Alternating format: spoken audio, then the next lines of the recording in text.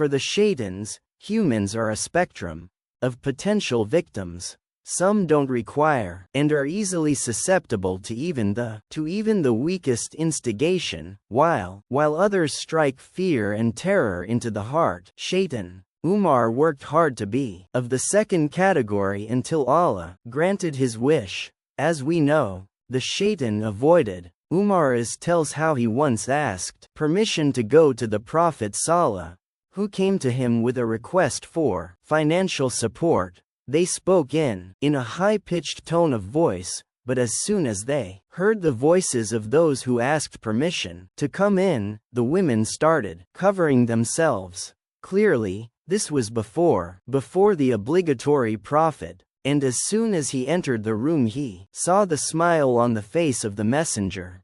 "Will make you joyful always by the message," as if trying to ask what that caused him to smile at what the prophet said.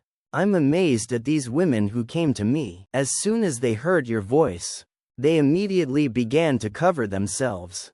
Then Roma said, "O Messenger of Allah, but because of by your right they should be more afraid of me." Then Umar turned to the women and said, "O enemies of their souls, do you fear me and not the Prophet of Allah?"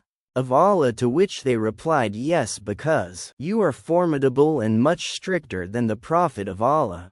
The Prophet of Allah heard this, and the Prophet sallallahu alaihi wasallam said, "O son of Khattab, I swear by that in whose shadla is not my soul, when Shaitan sees you on his way, he seeks another to avoid meeting you. From the devil's point of view, there was nothing to be done about Umar.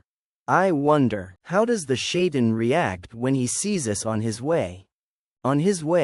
Does he wave the white flag of surrender, or does he stride confidently with a dry hump, guaranteeing himself a great catch?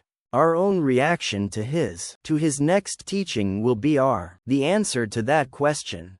And that's not all. A man on the road met me one day and said, 'Ready to fight me if you can, to put me down on the ground.' Said Jinn, 'I'll teach you an ayat from the Quran, and if you recite it at the entrance of your house, no devil will be able to enter it.' And so they started to fight, and the man threw him on the ground. Then he said, 'I see, you're weak. Your hands are like a dog's paws. All the jinn are like that, or just you?' To which the man replied, 'I'm one of the strongest. Let's fight again.' And so they started, and the man put him down again on the ground, and then Jinn, as promised, taught the man an ayat from the Quran, and he said, 'I was asked if that man happened to be was not Umar.' To which he replied, 'Who else could it be if it wasn't Umar?' Omar was feared not only by the devils of the jinn, but also the devils of men. Allah tells us that devils are not only found among invisible beings, but humans themselves are sometimes a kind of devil. Allah Subhan says, 'So we have identified for each prophet the enemies of the Shaitans among men,' referring to the jinn.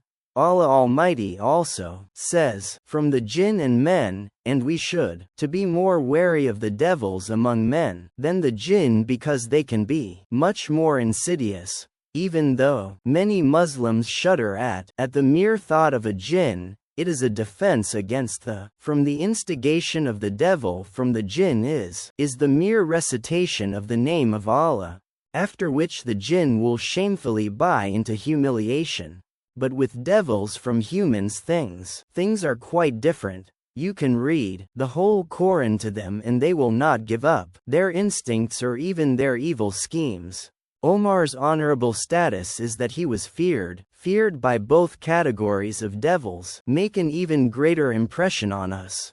The mother of the righteous Aisha, may Allah be pleased with her, told us about an incident she said was unforgettable.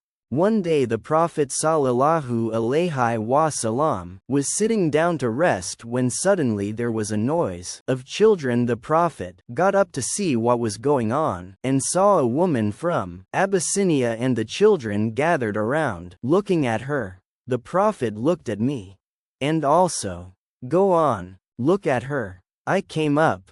Carefully I put my chin, with my chin on the Prophet's shoulder, and watched from behind. The Prophet's back, asked me several times what's going on. You've seen enough, to which I replied no, not yet.